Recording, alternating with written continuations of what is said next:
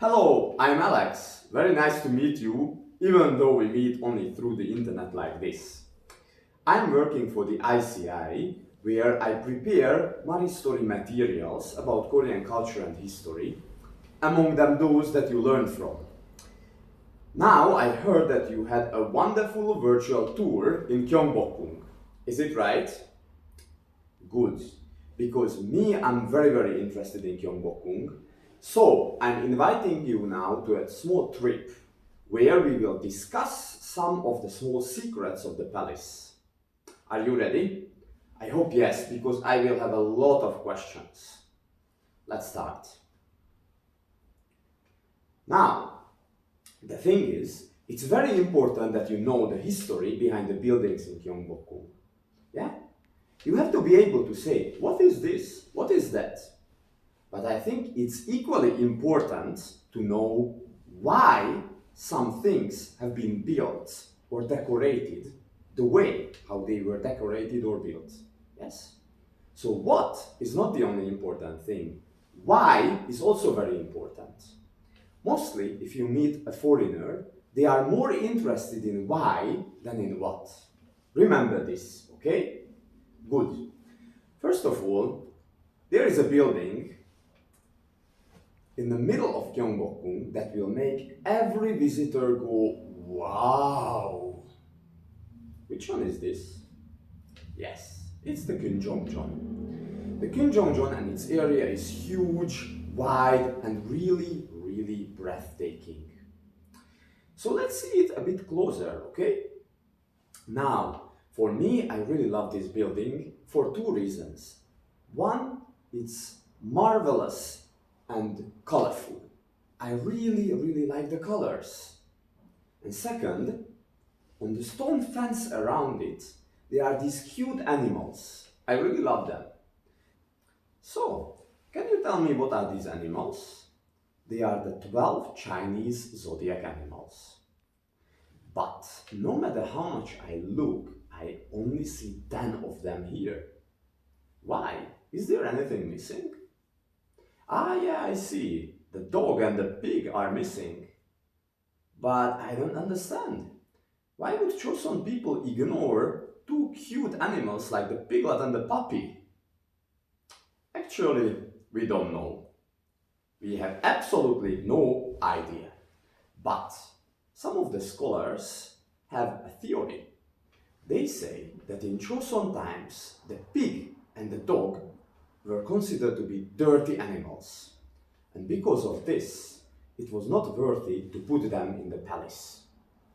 As a result, there is only 10 zodiac animals here. Now, let's check the roof. I really love those colors. They are beautiful and vibrant. Do they have any meaning? Yes, of course. They represent the 5 elements of the world. You see, old East Asian people, and by old I mean ancient, believed that the world is made up of 5 different elements. What are they? These elements. It was water, wood, earth, metal, and fire. And these 5 colors actually mean the 5 elements. Can you tell me which color is which element? Yes, thank you. So, black is water, blue is wood, yellow is earth, white is metal, red is fire. Perfect. They also represent different directions: north, south, west, east, and center. Right? So these 5 color... Wait, little friends. No matter how much I watch, I see 6 colors on the roof. So, what does it mean? There is black, white, red, yellow, blue, and green. It's 6. I'm sorry. Someone tricked me here. No. I see. So the thing is, in ancient Korea, blue and green were considered to be different shades of the same color. Actually, in Korean, we don't call this one color paran색 or cho록색 when it comes to the 5 colors. It's called chongsek, which is somehow a color between blue and green. So yes, it is 5 colors. Okay, great. Now there is only one thing I don't understand. Why would Choson people decorate the main hall with the 5 elements and the 12 zodiac animals? I mean, why they didn't choose something else, like beautiful statues of handsome men and pretty ladies? Let's see.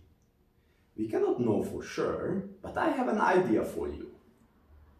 The 12 zodiac animals and the 5 elements combined represent time. How? Just imagine, if I ask you, what is your zodiac animal? You would probably say, dog, pig, tiger. Yeah? And it depends on the year when you were born. This represented time in Choson dynasty. Also, the 5 colors represented elements and directions, which symbolizes the earth or space. So in a way, we can say that the main hall was a combination of time, Shigan, and space, Kongan, symbolizing the whole universe. Quite mysterious, right? Okay, now let's continue. Right behind the main building, Kunjongjeon, there is this another one, Sajongjeon. Let's look inside. Well, I have to tell you, it's boring for me. It looks exactly the same like Kunjongjeon, so why? So you are saying that because this was the king's office. I see, king's office? What is he, a teacher? Why he needs an office? Okay, I see. You are saying that the king was working. This is very important. You see, people usually imagine kings like this. They are very powerful. They are very mighty. They are R-I-C-H, rich. So they just live a happy and fun life. They can do whatever they want. They can do whenever they want. But it's wrong. Actually, the king had more work we can imagine today. Why? Let's think a bit. Who represents the country?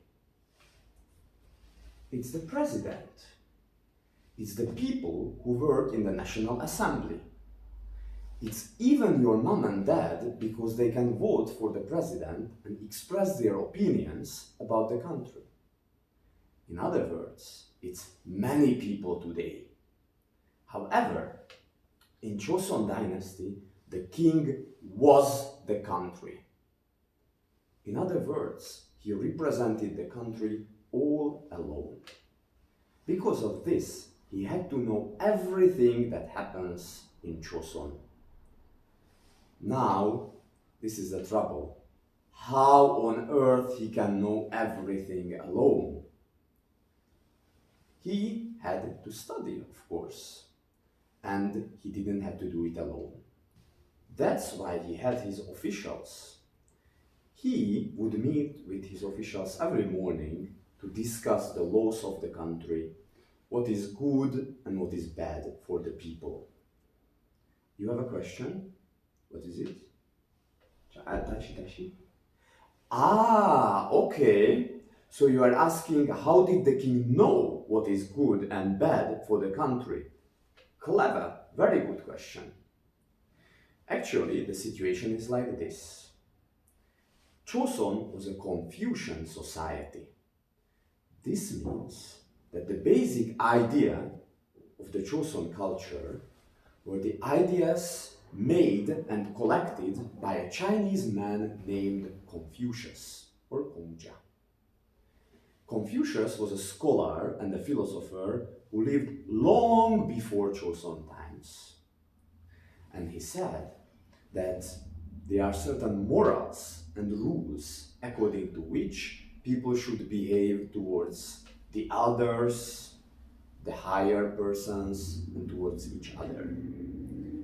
Now, people believed that if anything bad happened in the country, like a fire or like an illness, it was because the king could not follow the rules and morals of Confucius. Because of this, the king had to study the ideas of Confucius every single day. Now, let's experience together a day in the life of a king. Usually, Joseon kings woke up very early in the morning. The first thing he did was greeting his parents. After that, he had morning assembly where he received the greetings from his officials. After this, he had his morning lectures. He also checked the actual situation in the country.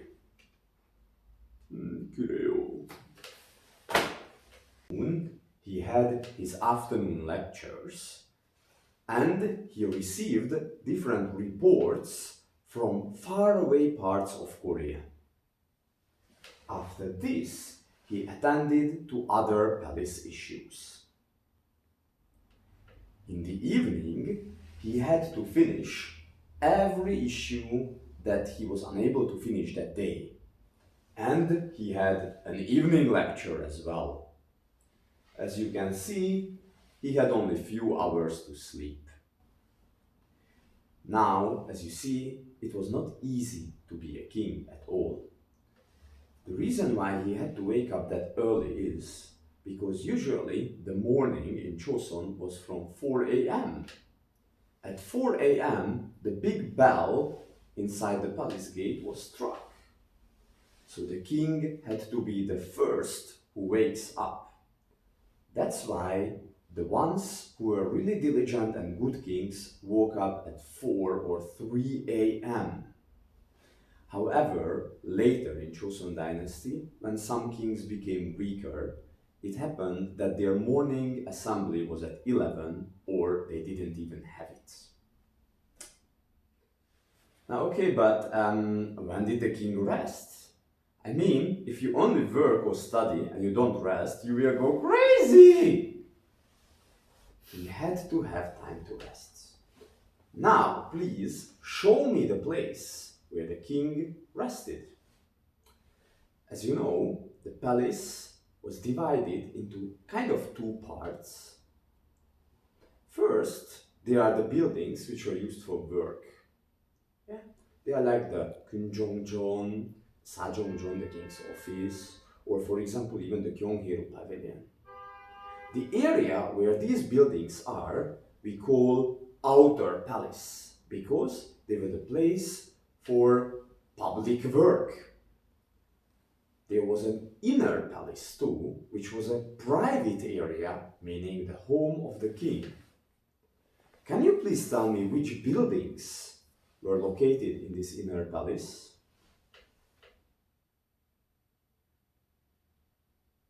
Thank you. Good. Let's go now and see the inner palace. Oh, what a beautiful place. I love it. I mean, I really wish every park in Korea had a cute little island with a pond like this. I would be just sitting there, drinking coffee and enjoying time. So you say, this is where the king rested. Okay, and its name is Hyangwonjeong. I see. But there is something weird with it. I mean, it's a square pond and a round island. Wouldn't it be much cooler if it would be a round island in a round pond? What? Huh? Ah, so this has symbolic meaning as well. Really? I see. So you say that the island symbolizes the heaven and the pond symbolizes the earth. Okay, how? Yes, in East Asia, which I mean China, Korea, and Japan, people of ancient ages believed that the earth is square and the sky is round. We actually even have a cute saja song about it. 촌원 지방. I see. So even at his resting place, the king was reminded that he represents the will of heaven. Okay, so I would say Yangwon-jong is a very, very valuable place in Korean history. But did you know that it has also significance for modern history of Korea as well? Really? What am I talking about? Let's play this game. Close your eyes. Imagine your house. Now imagine that everything that has electricity disappears. Okay? First, the TV disappears. Then the oven disappears. Then the fridge disappears. And your computer disappears. How would be your life? Very different, right? We can thank for electricity to none else than King Hojong. King Hojong was the one who wanted to make Korea modern. So he tried to start using electricity in Choson. And this place was where the first attempt to use electricity appeared. You see, in order to make electricity, you need generator. This is a machine that will get very hot. And if it gets too hot, it will 고장났다. They needed water to cool this generator. Guess which water did they use? Yes, they used water from the Yangwon-jong. Of course, people at that time did not think as positively as you do now because they didn't know electricity. I heard there was an incident where the fishes in Yangwon-jong died being electrocuted. So people started to believe this thing is evil. Luckily today we know that all it takes is just being careful. Okay, I see that we don't have time anymore. I'm very sorry, but we really have to part ways now. Anyway, I thank you for this discussion today. It really gave me a lot of insight into Choson culture. Never forget, always ask the most important question when it comes to culture and history. Why? Why is it like that? Now, I will recommend you follow that way and see what my two friends, Jack and Sally, are talking about. I'm pretty sure it will be interesting. For me, I have to go back to my royal duties. Bye-bye! Damn Dog Story. Dialogue. 1월 오봉병. I've seen that picture before. Of course. We saw it in every palace we visited. Yeah, now I remember. It's behind the king's throne. Do you know what it's called? 일월오 봉병. That's right. 2월 오봉병. Do you know what that means? Yeah, of course. Literally, 일 means sun, 월 means moon, 오봉 means 5 peaks. Good. At least you know something. Then, do you also know the meanings for all the symbols? What symbols? Well, here we see the sun symbolize the king. The moon symbolize the queen. The pine trees symbolize the faithfulness of his officers. The 5 peaks symbolize the Korean peninsula. and the flowing water symbolized the people of Korea. Wow, that's great. So the picture followed the king wherever he went, even to the grave. It was burned when the king passed away. It's like a shadow of the king. And a new king always got a new one.